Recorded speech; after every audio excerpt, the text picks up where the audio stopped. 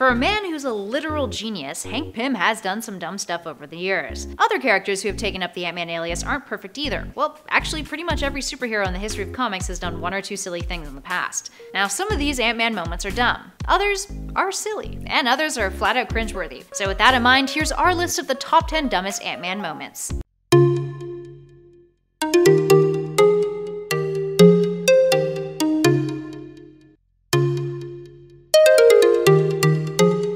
Starting us off in at number 10, Eric O'Grady's love life. Our list begins with one of those other characters to don the Ant-Man mantle, Eric O'Grady. The third Ant-Man, Eric O'Grady's reputation is perhaps the most cringeworthy. At least Hank Pym's troubled life is due to his poor mental health. Eric, on the other hand, is just an asshole. One of the reasons why he's an asshole is what he did when it came to his deceased best friend slash roommate slash co-worker Chris, and Chris's girlfriend. Chris, who Eric had literally stripped naked of the Ant-Man costume after he was killed in order to steal it for himself, was dating a woman named Veronica King. Eric had always had the hots for Veronica while Chris was dating her, so he saw this as his chance to get it on with her when Chris died. When Veronica was grieving, Eric made his move, and the two of them almost had sex on Chris's grave. Yeah, really. The two eventually did sleep together, and Veronica got pregnant. When she told Eric, he abandoned her, refusing to raise the child, and Veronica has never been seen in the comics since. Up next at number 9, the Scarlet Beetle. Ant-Man, like most other heroes who navigated through the Silver Age, has a slew of not-so-great villains that he's encountered over the years. One of those is the Scarlet Beetle, character who first appeared in Tales to Astonish, issue 39, back in 1963. His whole MO is to destroy the human race with the help of all of the insects on the planet. Scarlet Beetle initially was an ordinary beetle,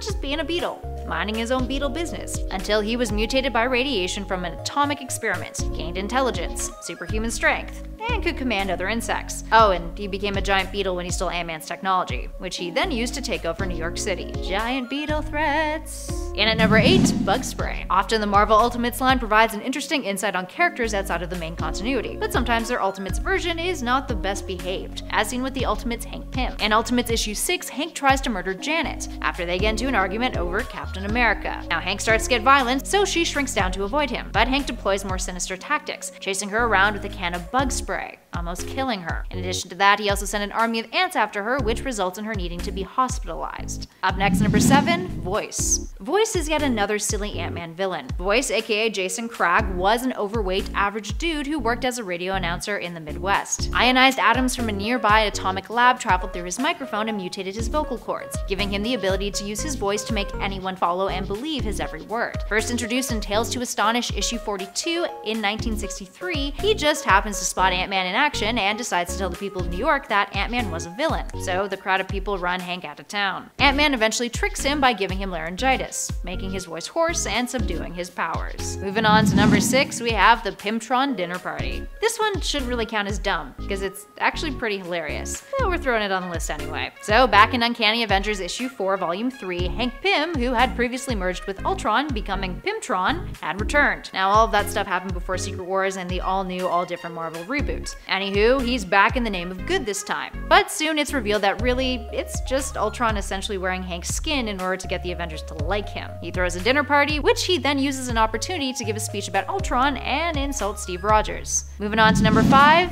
beating his wife. Hank Pym abusing Janet is probably one of the most talked about points when it comes to disturbing, shocking, or dumb moments in the character's history. If you've seen any of our other Ant-Man videos, you'll know that it caused quite the controversy, and it's definitely not a plot point that will ever make it into an MCU movie. When Hank was Yellow Jacket and pulling that whole "I'll save the Avengers from a robot" scheme, Janet protested, and in response, Hank backhanded her, and basically told her to shut up and go along with his plan. Editor-in-chief at the time, Jim Shooter, would later respond in a blog post saying that the hit was never meant to be intentional, but because of the artwork, that's how it turned out. Regardless, it had people firmly believing that Hank Pym was a woman beater, and didn't do much for the character's reputation. Up next, number 4, attacking ELFQUEEN. You know what's a surefire way to end your career as a superhero? Attack someone who was pretty much surrendered. That's exactly what Hank Pym did when it came to ELFQUEEN, a villain that the Avengers were fighting. She had stopped the battle and was carrying on a conversation with Captain America when Hank, as Yellow Jacket, decided to attack her anyway, which immediately caused her to attack back, making any progress that Captain America had made go to shit. The Avengers would then decide to court-martial Hank, and at the trial, not only did he try to pull off a scheme where he saved the Avengers from a robot, which failed, but he also used it as an opportunity to criticize Cap. It seems like someone has some serious insecurities he needs to work through. Up next, number 3, Yellow Jacket and the Press. In Hank Pym's first appearance as Yellow Jacket, Hank apprehends some robbers. While his heroics are notable, and ever so cocky. It's what he does afterwards that leaves people rolling their eyes. He gloats to the cops, who try to take down his real name, leading him to say, I quote, "The witness stand is for stoolies, Clyde. I play cops and robbers. Let somebody else play judge and jury." But when it comes to the press, he makes sure he tells the cops exactly how to spell his name right before taking off. Specifically that there's no hyphen in Yellow Jacket. In at number 2, Nazi robot. Ant-Man once fought a Nazi robot that turned things to gold, actually. For context, the backstory for this character is in 1943, the Nazis were running out of funds, so they invented a robot that could spit out gold out of its chest to help fund their side of the war. After the war was done, it was kept in a vault in the First Capital Bank of Miami, which was all good and fun until Ant-Man accidentally let it free. Scott Lang was showing off and deactivated the bank's security systems to prove that they were weak, which then released MidasBot, which caused a whole lot of chaos. He did end up saving the day, shrinking down and meddling with the MidasBot until it exploded, but still. Luckily, the MidasBot only appeared in one issue, Ant-Man Volume 2, Issue 2. And finally, in at number 1, sexual harassment. Ooh, Eric O'Grady. Eric O'Grady was such an asshole that when Grizzly attacked Scott Lang, it was because he thought it was Eric O'Grady, because Eric O'Grady was a dick. And once Grizzly realized that it was a different Ant-Man, he actually just hung out and had a drink with Scott and told him how much of an ass Eric used to be. But that is not the point of this number. Instead, the point is Eric is a super big perv, or rather, super small perv. Eric used his Ant-Man persona to get dates, often going out with the women that he rescued. If they didn't want to go home with him, he'd shrink down and follow them anyway, spying on them, and watch them undress. He even pulled that stunt with Miss Marvel too, Carol Danvers, sneaking into her shower to watch. Alright, there we have it, friends. Which of these numbers was your favorite? And what other Ant-Man moments should we have included? Let us know in those comments below. If you dug this video, show some love and hit that like button. And subscribe for all things comics, including Ant-Man. Be sure to also look at the playlist that's flashing on your screen right now for more great nerdy videos. In the meantime, thanks for watching, everybody. I'll catch you on the next video.